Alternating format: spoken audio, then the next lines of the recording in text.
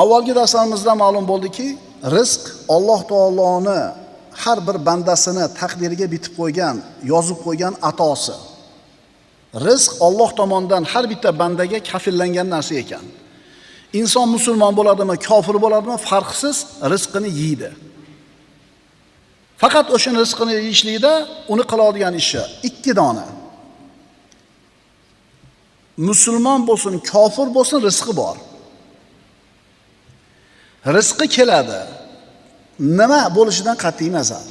Chunki Jabroil alayhissalom payg'ambarimizga kelib aytayaptilarki, nafs rizqini to'liq olmagunicha, ajali yetib kelmagunicha o'lmaydi. Rizqni talab qilishlikda chiroyli yo'l tutinglar. Sizlardan bittangizni rizqi kech kelganligi, ish yurishmayapti, qarzini uzolmayapti, xolos bo'lmayapti, ya'ni ko'pchiligimizda shunaqa-yu. Sizlardan bittalarning rizqini kechikishligi uni gunoh bilan talab qilishlikka olib borib qo'ymasin. Chunki Allohning huzuridagi narsa ma'siyat bilan talab qilinmaydi. Birodarlar, rizq yozilgan. Hali osmoni yer yaralmasdan avval 50 ming yil burun, hali osmon yer yaralgani yo'q. Shundan 50 ming yil avval Alloh taolo haloyiqning taqdiriga rizqini yozib qo'ygan. Xotirjam bo'ling. Yozilgan narsa albatta keladi. Yozilmagan narsa albatta kelmaydi. Yozilgan bo'lsa qayoqqa qochay? Yozilmagan bo'lsa nimadan qo'rqay? Rizq ishida ikkita rolimiz bor. Birinchisi, qanday kasb, qanday hunar tanlash. Ikkinchisi, shu tanlagan kasb va hunarimizda taqvoli bo'lish yoki fosiq bo'lish. Shu ikkovilar biz ixtiyorimizda. Natija aniq. Kasb tanladingiz, fojir, fosiq bo'ldingiz, o'sha rizq keldi, faqat bebaraka keladi. Hayotingizda osoyishtalik bo'lmaydi. Variant A. Kasb tanladingiz, taqvoli bo'ldingiz, shariat bo'yicha yashadingiz, rizqingizga baraka keladi, hayotingizda osoyishtalik bo'ladi. Tushunarlimi? Mana ana shu rizq haqida gapirdik, orqasidan tijoratda gapirdik. Savdogarlar. Birodarlar, agarchi vallohu alam adashayotgan bo'lay, savdo bilan shug'ullanayotgan odamlarni shariatimizdagi savdo ilmi elagi bilan elasak, 100 tadan bitta odam qoladi yo 2 ta odam qoladi. 98 tasi to'kilib ketadi. Mubolag'a emas. Ishoninglar birodarlar, mubolag'a emas. Biz eng taqvoli savdogarimiz mashina sotayotganda indamay turadi. O'sha taqvo bu. O'zi qanaqa edi? Aybini aytish kerak edi. Klient so'ramasa ham. U deydi, men indamay turdim deydi. Men yolg'on gapirmadim u deydi. O'sha taqvo, ko'ryapsizmi? Qaysi darajaga tushib ketganmiz? Vaholanki birodarlar, sotayotgan molingizni aybini aytishingiz qarzingiz edi. U so'ramasa ham aytishingiz kerak edi. Xo'p, mayli, bu oldi sotdi qilayotganda o'rtasida bo'lsin. 3-chi odam qarab turibdi. Mashinani sotyapti. Nariga odam so'rash ahli yetmayapti. Bu aybini aytmayapti. 3-chi odam gunohkor bo'ladi. Shu aybini bilib turib aytib qo'ymasa. Agar bizni mashinamizni sotayotganimizda indamasdan taqvo qilib, bironta odam kelib bu manaqa aybi bor deb qo'ysa, 3-jahon urushi boshlanadimi? Ko'ryapsizlarmi, qaysi darajada bizni ahvolimiz savdodagi, savdo haqidagi tasavvurimiz? Domla kim unaqa qilib savdo qiladi hozir? O't iminda kim qiladi shuna qilib? Unaqa odam yo'q. To'ppa-to'g'ri aytyapsiz. Yo'q unaqa odam. O'shuning uchun baraka yo'qda. Rizqni nima ekanligini tushunib olsak, Alloh va payg'ambari aytgandek anglab qalbimizga joylab olsak, ishonavering, yolg'on ham gapirmaymiz ekan. Axloqimiz ham go'zal bo'lar ekan. Namozni ham vaqtida o'qiymiz ekan. Hiyla-dayralar o'z-o'zidan yo'qib ketar ekan. Asosiy muammoimiz bizni rizq haqidagi tasavvurimizni noto'g'riligida. Savdogarlarda ishlaridagi kamchiliklar. Aldashlik. O'tgan darsimizda laysa minna man g'ashshana dedilar Rasululloh. Bizni aldagan, bizga firib qilgan odam bizdan emas dedilar. Birinchisi yolg'on. Ikkinchisi o'lchovdan urib qolish. Tarozidan urib qolish.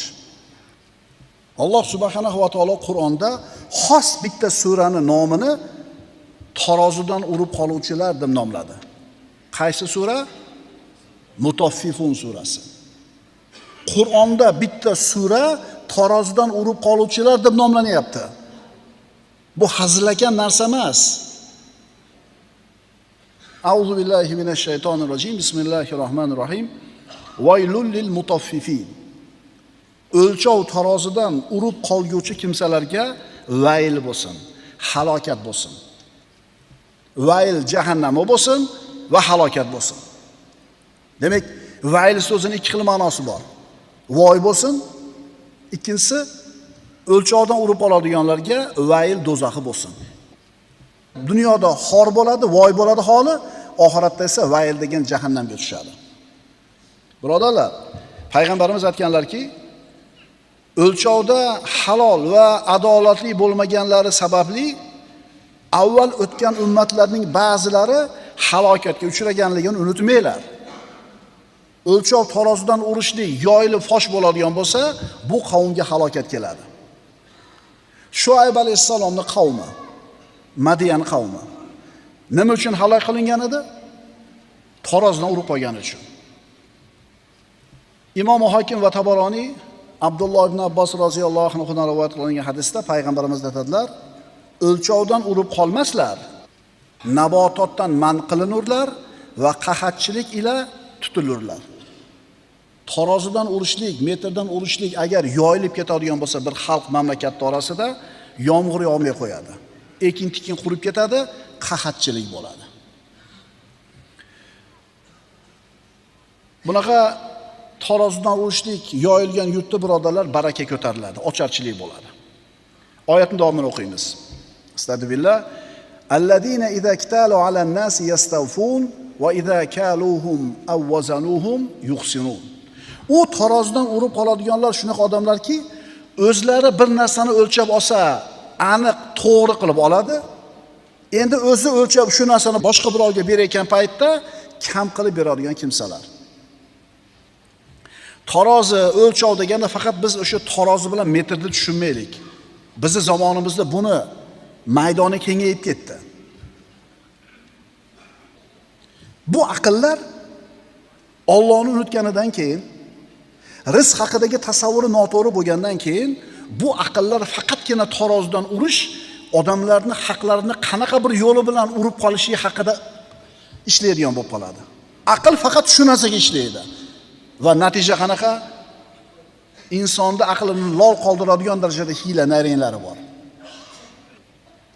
Shunaqa yo'l bilan boyiganlarni oxiri nima bo'lganligini qaranglar-da.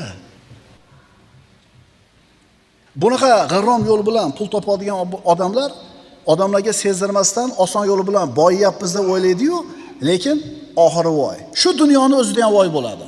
Oxiratdagisi esa juda ham achinarli bo'ladi. Ehtimol bunaqa g'irrom bilan pul topayotganlar, odamlarning haqqini nohaqdan yeyotganlar dunyoda qo'lga tushmay qutulib ketar. Lekin baribir bir kun o'ladimi ular ham? Alloh taolo aytayapti. Astagfirullah. Ala yadhunnu ulaika annahum mab'uthun li yawmin azim. Ular ulug' bir kunda hamma odamlar Robbil alaminning huzurida tik turadigan kunni borligini o'ylashmaydimi? Yawma yaqumun nasu li robbil alamin. Odamlar hammasi Robbil alaminning ro'parasida turadigan kunni borligini o'ylamaydimi ular? Yana qaytaramiz. Bu dunyoda hech kim sezmas. Sherigiz ham, shepiz ham, o'sha tekshirib keladigan tashkilotlar ham sezmas. Hammani oldarsiz. Lekin o'lmaysizmi?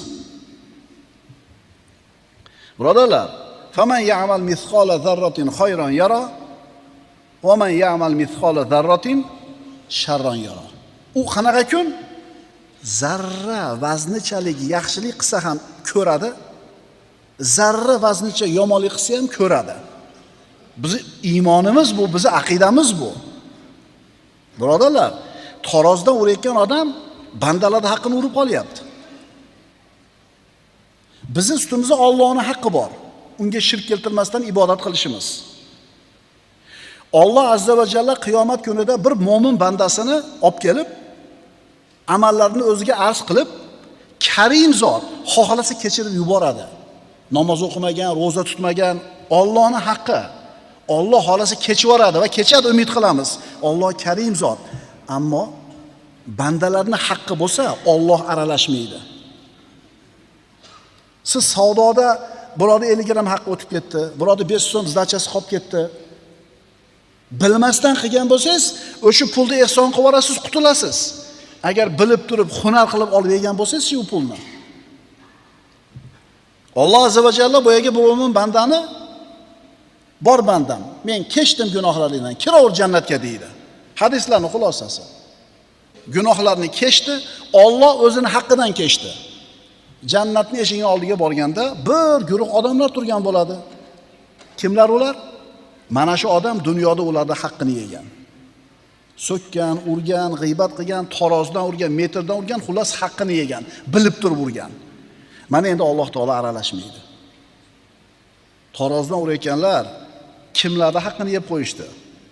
Qanaqa qilib topadi endi u odamlarni? Qancha yeganligini qayoqdan biladi?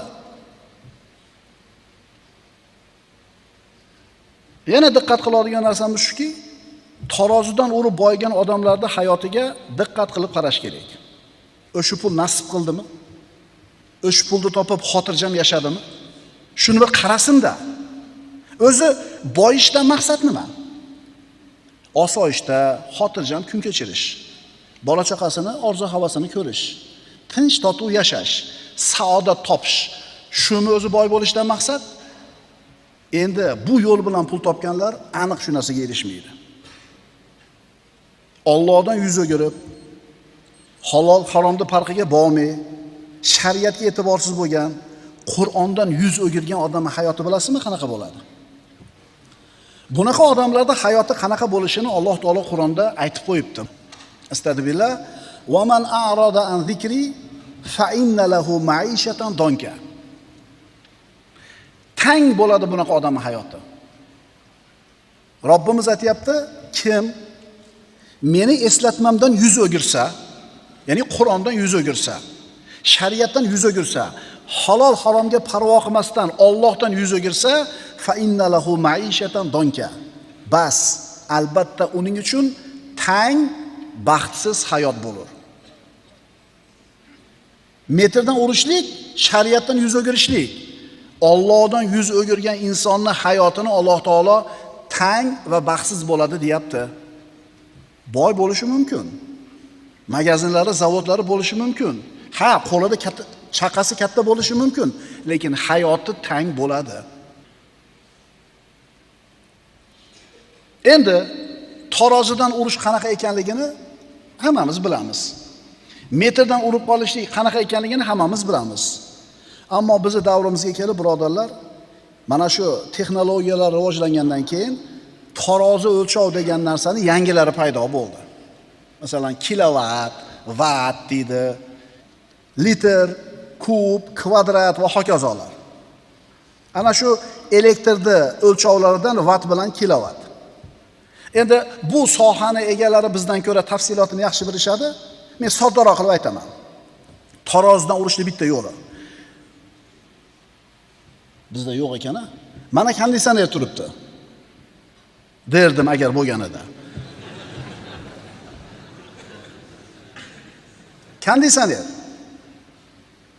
Bu sohani egalari mendan ko'ra tafsilotini yaxshi biladi. Soddaroq qilib aytaman. 18 lik yoki 35 lik degan konditsioner bor. Korobkasi yozib qo'ygan 18 yoki 35 deb. Narxi $300 deydi.